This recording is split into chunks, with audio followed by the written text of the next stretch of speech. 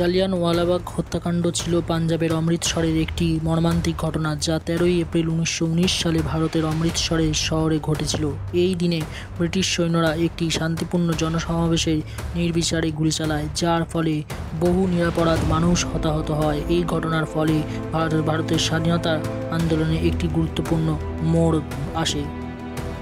তবে এই ঘটনাটি ভারতীয়দের উপর এক দমনপীড়নের উদাহরণ ছিল। এই ঘটনাটি ঘটেছিল ব্রিটিশ সরকার কর্তৃক প্রণীত রাওলাট আইনের প্রতিবাদে। অমৃতসরের জালিয়ানওয়ালাবাগে একটি শান্তি সমাবেশে যোগ দিয়েছিলেন বিভিন্ন ধরনের মানুষ, যুবক, বৃদ্ধ, যাদের মধ্যে নারী ও শিশুরাও ছিলেন। এই সমাবেশে যোগ দিয়েছিলেন ব্রিটিশ ব্রিগেডিয়ার জেনারেল রেগিনাল্ড।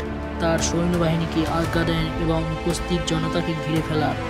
এরপর সৈন্যরা ঘিরে ফেলে এবং কোনো সতর্কতা ছাড়াই গুলি চালাতে শুরু করে। এরপর বহু মানুষ গুলির আঘাতে ঘটনাস্থলে নিহত হন। আর 10 মিনিটের হাজারের বেশি গুলি ছোড়া হয়েছিল। নিহত হন প্রায় 400 জন, আর আহতের সংখ্যা ছিল 1200 জনেরও বেশি।